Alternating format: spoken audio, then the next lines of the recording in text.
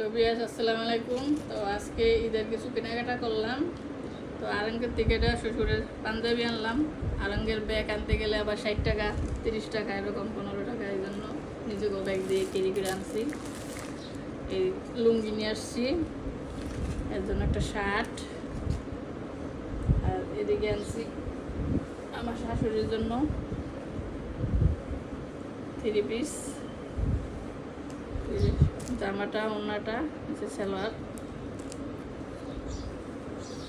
আরও কিছু জুস আনছি ছেলে মেয়েদের জন্য। এদিকে একটা লাবাং আর একটা ওয়ালমেট আনছি, ঘরের সুগন্ধির একটা সেন্ট। এদিকে 4টা লুঙ্গি আনছি কিছু লোকদের দেওয়ার জন্য, আত্মীয় স্বজনদের দেওয়ার জন্য।